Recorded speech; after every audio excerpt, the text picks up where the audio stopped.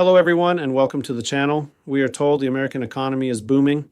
In practice, it looks more like a bodybuilder on steroids, big muscles, weak heart, and completely dependent on the next injection. If you strip away the PR layer, the United States today rests on three pillars: permanent budget deficit, permanent war economy, and financial markets swollen by cheap liquidity. Officially, this is called growth. In normal language, it is addiction to debt, to external demand for dollars, and to the rest of the world financing a lifestyle it can no longer afford on its own income. Here's where the story stops making sense. You cannot endlessly live above your productive capacity and then be surprised when the system starts breaking at the edges. Let's start with the basics. The real economy is physics plus accounting.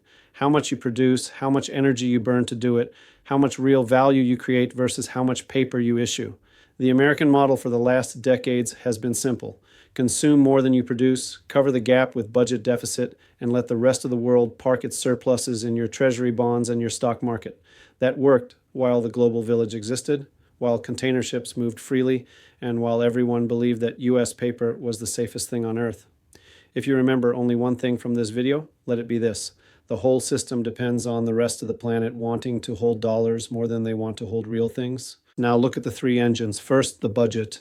The US state spends steadily more than it collects year after year, not for a crisis, not for a war only, but as a base regime: health, pensions, social support, tax cuts, subsidies, plus a rising interest bill on the old debt itself. You get that familiar picture: deficit as a structural feature, not an exception. Second, the military machine. Pentagon contracts are not only about tanks and missiles, they are a domestic industrial policy in disguise. It's canes with camouflage paint, public orders, guaranteed demand, jobs in key states, long chains of subcontractors. Third, the financial markets, stocks, bonds, derivatives, all pumped by liquidity from the central bank and by global savings that still flow into the safe haven. When you put this together, you see why official GDP looks healthy. Government spends, the military spends, the markets are inflated, consumption is artificially supported, and the statistics obediently record growth. Here's the part no politician wants to explain on TV. This is not self-sustaining growth. It is a transfer mechanism. The US issues claims on future output. The rest of the world delivers real goods and energy now, and in return receives digital promises that will be devalued either by inflation, by financial repression, or by default in slow motion. In the language of Michael Khazin and others, this is an imperial rent of the dollar system. The center prints the reserve currency and collects tribute from the periphery in the form of cheap goods and real resources. But that imperial model had several conditions. First, a relatively integrated global market with one dominant set of rules. Second, cheap transport and energy. Third, military political dominance strong enough to punish anyone who tried to escape the system. These conditions are eroding one by one. The global village is splitting into neighborhoods with fences, dogs, and separate rules, trade wars, sanctions, tariff walls, currency swaps outside the dollar, parallel payment systems. All this slowly eats away at the foundations of the old order.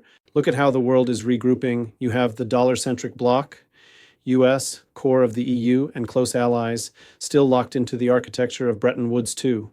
You have the Chinese-centered cluster, industrial Asia, parts of the global south, bilateral trade in local currencies, long-term resource for infrastructure deals.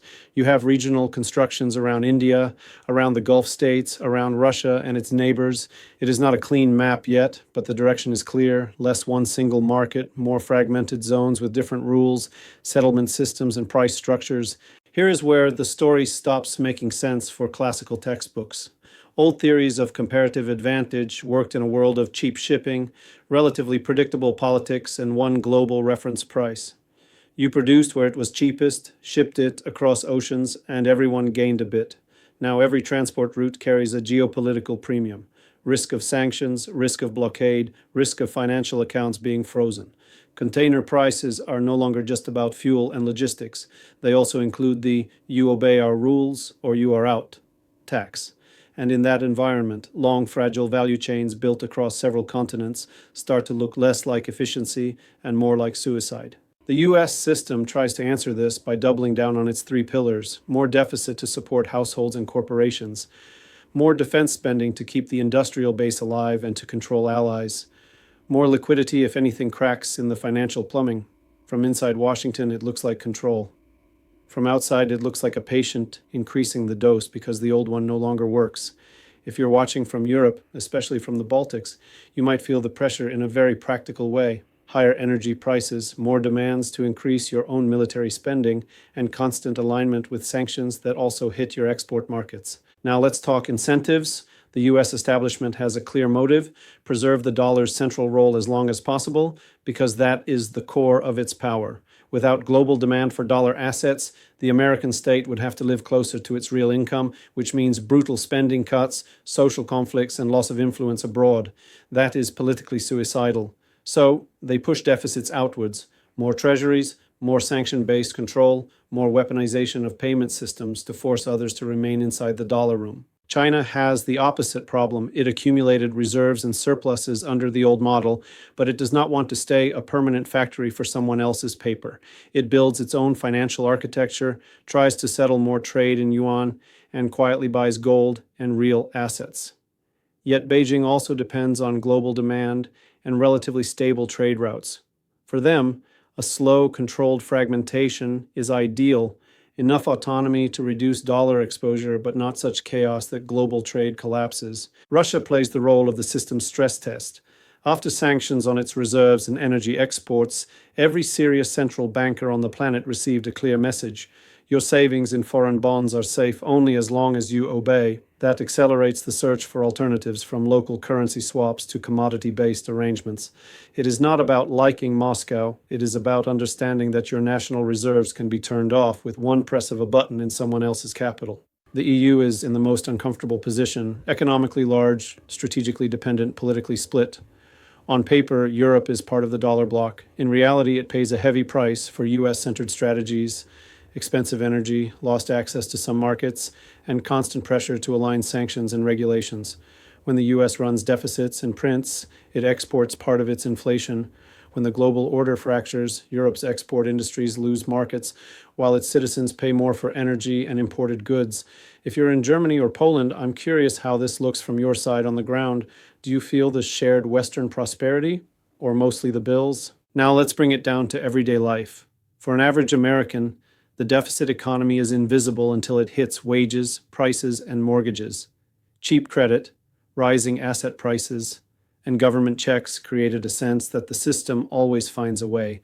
But the longer this goes on, the more inflation becomes built in, the more the real purchasing power of salaries erodes, especially outside the top 10% of the income pyramid. The middle class sees strong stock indices and record corporate profits, but their own life feels more fragile and more expensive. In Europe, especially in smaller countries like Lithuania, the impact is different but connected. Higher global rates, a nervous dollar system, and fragmented trade mean more volatility in currencies, more pressure on local budgets, higher defense demands, and less room for social policy. Business must adapt to a world where contracts can be killed by sanctions overnight, where supply chains have to be diversified, and where cheap energy from old sources is politically toxic or simply unavailable. This is the part no politician wants to explain on TV. Our values-based policy has a very clear invoice in euros and in kilowatt hours. If we now overlay Khazin's argument about the sunset of the dollar empire, the picture becomes clearer. The post-war American model was built on an expanding world market, where each new region integrated into the system brought fresh demand for dollars, new debt capacity, and new layers of financial products. That was an expanding pyramid. Today, the pyramid is contracting. Demographics are aging in the core countries, productivity growth is weak, and the ability to pull new territories into the old model is limited. Under these conditions, the same mechanisms that gave stability start generating instability. Every attempt to defend the center translates into more pressure on the periphery, which then looks for exits. If you're in Southern Europe, does this match your reality, or is it just another northern narrative from Brussels? Cheap credit cycles, then brutal austerity, then another round of promises. From the Baltics, the pattern is also familiar: strong declarations about unity of the West, and behind them, very practical questions about who will actually pay for the next crisis round. Here is where the story stops making sense for the phrase global village. We are not moving to a happy multipolar harmony.